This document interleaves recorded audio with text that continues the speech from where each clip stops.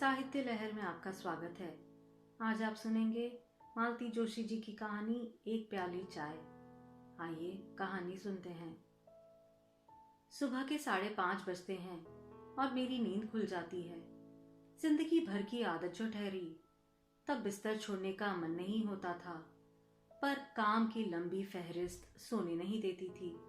अब फुर्सत ही फुर्सत है, पर नींद है कि समय पर खुल ही जाती है। मुंह हाथ धोकर मैं वापस पलंग पर आकर बैठ जाती हूँ। कुछ काम भले ही ना हो, पर चाय की तलब तो लगती ही है। ऐसा भी नहीं है कि मेरे चाय बनाने पर या पीने पर कोई पाबंदी हो, पर अब मैंने तय कर लिया है कि बनी बनाई मिलेगी तो पीऊंगी, पका पकाया मिलेगा तो खाऊंगी। जिंदगी भर सबको बना बनाकर खिलाती पिलाती रही हूँ, अब सिर्फ आराम करूंगी।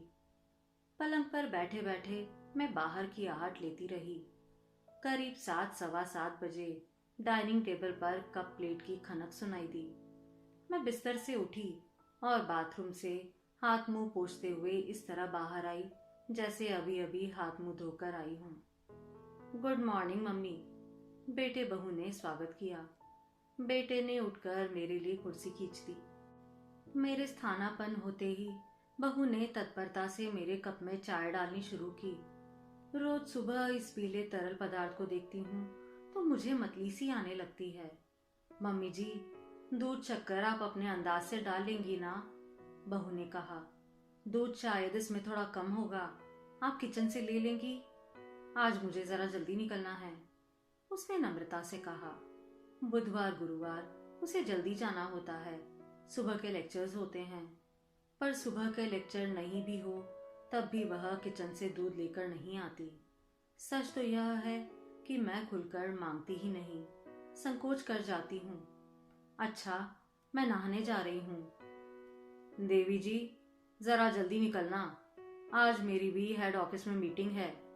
जल्दी निकलना, आज के दिन तेल उपटन जरा मुलतवी रखो।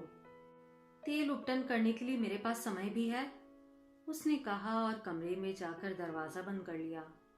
अब वह तैयार होकर ही बाहर निकलेगी। एक हाथ में चाय का कप लेकर बेटा पेपर पढ़ रहा था। जितनी तन्मयता से वह पेपर पढ़ रहा था, उतने ही मजे से चाय की चुस्की भी ले रहा था। मुझे तो जैसे आग लग गई। गधे, ऐसे गोमूत्र कभी जिंदगी में पिया है तूने? अपनी बीवी से कह नहीं सकता चाय जैसी चाय बनाया करे, पानी खोलकर रख देती है। मेरी इस तीखी टिप्पणी का उस पर कोई असर नहीं हुआ। वह पूर्ववत खबरों में खोया रहा। मुझे गुस्सा भी आया और हैरत भी हुई। फिर एहसास हुआ कि उसने शायद मेरी बात सुनी ही नहीं। सुनता भी कैसे? मैंने वह बात मन ही मन सोची भर थी। इतनी कड़वी बात इतने ऊंचे स्वर में कहने की तो मेरी आदत ही नहीं थी। जिंदगी भर सिर झुकाकर दूसरों की बात सुनती ही रही हूँ। मन में हमेशा दुगदुगी ही बनी रही कि कहीं कुछ गलत ना हो जाए। अपने बच्चों तक को कभी ऊंची आवाज में डांटने की हिम्मत नहीं हुई। फौरन रिमाइंडर आ जाता, चौधराइन बनने की जरूरत नहीं है, अभी हम जिंदा हैं। बच्चे लाख छोटे थे, पर जानते थे कि इस घर में किससे डरने की जरूरत है। अपनी माँ को तो वे किसी गिनती में ही नहीं लेते थे। पता नहीं क्यों आजकल रोज सुबह चाय पीते हुए मुझे बच्चों की दादी याद आती है। उन दिनों अटैच टॉयलेट की तो कोई संकल्पना ही नहीं थी। निपटने के लिए घर के पिछवाड़े ही व्यवस्था की जाती थी। उस दरवाजे के खुलने की आवाज आते ही मैं चाय का पानी चढ़ा देती थी। सिर्फ पानी भर चढ़ाती थी। बहुत हुआ शक्कर डाल दी, पर चाय की पत्ती बहुत सोच समझ कर डालनी पड़ती थी, क्योंकि मुंह हाथ धोने में कितना वक्त लगेगा, मंचन कार्यक्रम कितनी देर तक चलेगा, इसकी गणना किसी ज्योतिषी के लिए भी कठिन थी। चाय की पत्ती ज्यादा उबल जाने से चाय कड़वी होने का खतरा था। मुझसे यह अपेक्षा की जाती कि जैसे ही वे भीतर आकर चौकी पर विराजमान हो, चाय का कप उनके सामने हो। पर यह टाइमिंग कभी ठीक से जमी ही नहीं। कभी यह होता कि वे आकर बैठ जाती और मैं चाय छान रही होती, तब वे कहती, आज की तारीख में चाय मिलेगी भी कि नहीं?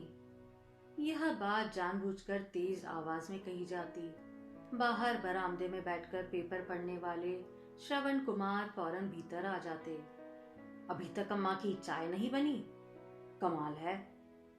कभी यह होता कि इधर वे कमरे में दाखिल होती, उधर से मैं रसोई से चाय लेकर निकलती। उनका पारा एकदम चढ़ जाता। ऐसे छाती पर मत खड़ी रहा करो, मुंह हाथ पोंछने भी दोगी कि नहीं? कप नीचे रखो और अपने काम से लगो। आज्ञाकारी बहू की तरह मैं कप तो उनके सामने रख देती, पर भीतर ना जाते हुए वहीं दरवाजे की ओट में खड़ी रहती। उनके कहने के मुताबिक अगर सचमुच अपने काम में लग जाती तो यह घोर अवाज्ञा होती। धड़कते दिल से मैं अगले आदेश की प्रतीक्षा करती रहती। इत्मीनान से साड़ी के पल्लू से हाथ मुंह पोंछकर वे सामने रखा कप उठाती और एक घूंट भरते ही कहती, कब बनाई थी यह चाय? कहीं रात को ही तो बनाकर नहीं रख दी थी?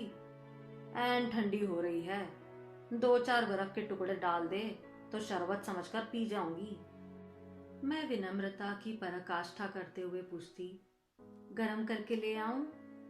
उत्तर में वे कप मेरे आगे सरका देती। इस बार मैं खूब खौलकर लाती, पर कप से उठते भाप को देखकर वे एकदम गर्म हो जाती। मैंने गर्म करने को कहा था महारानी, तू तो एकदम काढ़ा बनाकर ले आई। दूध डाल थोड़ा। इस बात की आशंका तो रहती थी, इसलिए दूध आंच पर ही रखाती थी। रुमाल से दोनों हाथों से पतीली थामकर मैं कप में दूध डालती। वे पैनी नजरों से दूध को देखती और कहती, दूध कल का है क्या? मलाई नजर आ रही है। दूध तो ताजा ही है। आजकल गणपत जरा ठीक ठाक दे रहा है, मलाई जल्दी पकड़ जाती है।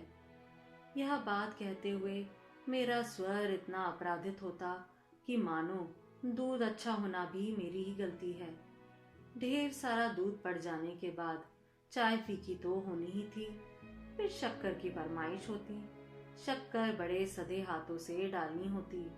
ज्यादा पड़ने से चाय की चाशनी होने का डर होता। संभल कर डालती तो फौरन सुनना पड़ता, देवी जरा हाथ खुला रखा करो, मेरा बेटा हर महीने बोरी भर शक्कर लेकर आता है। बीना वालों की तरह नहीं, 4 किलो शक्कर में महीना निकल दिया।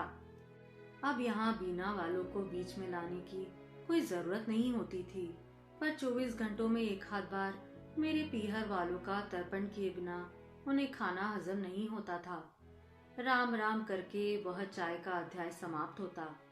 उठते हुए कहती, आज मन नहीं भरा, दोबारा बनाओ तो घुट भर मेरे लिए भी बनाना, पर जरा ढंग की।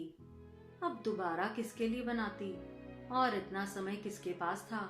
रसोई मेरी बात जो रही होती, इसलिए मैं चुप लगा जाती। अगर दोबारा कहती तो सारा काम निपट जाने के बाद एक कप बनाकर दे देती और दूसरे कामों में लग जाती, सामने खड़ी ही ना होती। इस एपिसोड में मेरे रोज 15-20 मिनट तक खर्च हो जाते। सुबह के यह 15-20 मिनट गृहिणी के लिए कितने कीमती होते हैं यह बताने की जरूरत नहीं है, खासकर तब जबकि बच्चों को और बच्चों के पापा को 10 बजे खाना देना हो। इतनी माथापच्ची के बावजूद हर 8-10 दिन बाद इनकी टिप्पणी सुनना पड़ती, तुम्हें अब तक अम्मा का टेस्ट समझ में नहीं आया? कमाल है। कमाल तो सचमुच था। अब मेरा या अम्मा जी का यह कौन बताएगा? और यह कमाल, यह सर्कस मैंने एक दो नहीं, पूरे 24 साल तक की। घर में दामाद आ गए थे, फिर भी मेरा वजूद फूहड़ बहू का ही बना रहा। इसलिए सोच लिया था कि जब अपनी बहू आएगी चाय मैं उसी से बनवाऊंगी। वैसे बहू हिस्से में आती ही कितनी थी। बेटे की पोस्टिंग दिल्ली में थी और बहू भी सर्विस में थी। मेहमान की तरह दोनों तीज त्योहार पर आते। पहली बार आए तो मैंने चाय का काम बहू को सौंप दिया। 2 दिन तो इन्होंने सब्र किया। तीसरे दिन बोले, देखो चाय तुम ही बनाया करो, तुम्हारी बहू बहुत ही बकवास चाय बनाती है, उससे चाहो तो दूसरे काम करवा लो। अब जिसे ढंग की चाय ही बनानी नहीं आती हो उससे दूसरे काम क्या सौंपूं? खाक। बस सारा समय खुद ही लगी रहती। कालांतर में लड़कियां अपने घरों की हो गई। ये भी लंबी यात्रा पर निकल गए।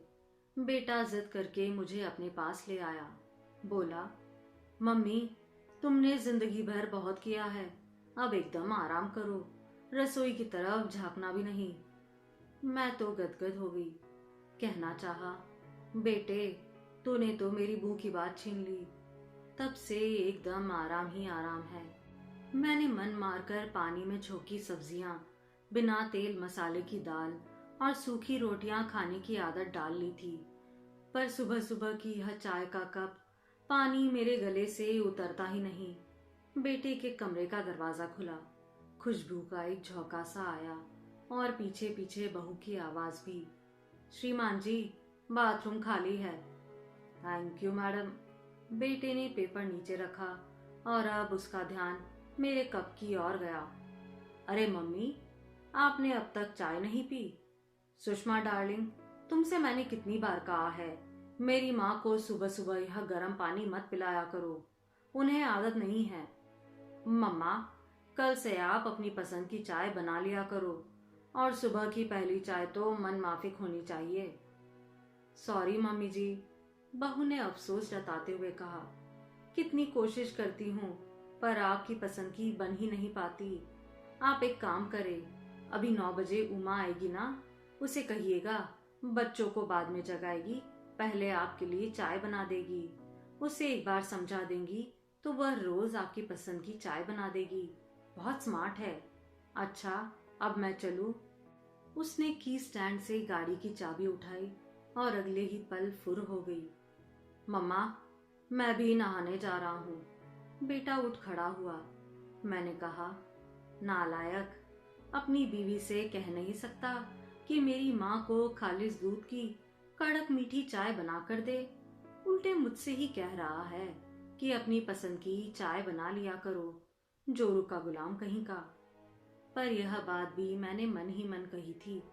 जोर से कहती भी तो वहां सुनने के लिए कौन था। बेटा बाथरूम में अंतर ध्यान हो चुका था और उल्टी सीधी तान फेंक रहा था।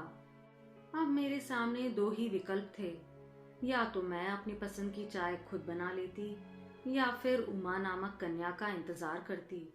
मुझे ये दोनों ही विकल्प स्वीकार नहीं थे, इसलिए मैंने सामने रखा कप उठाया और एक ही गुट में खाली कर दिया। खाली कप टेबल पर रखते हुए मुझे भान हुआ कि चाय नामक वह तरल पदार्थ ठंडा हो गया था। उसमें मैं दूध और शक्कर डालना भूल ही गई थी। आप सुन रहे थे मालती जोशी जी की कहानी एक प्याली चाय।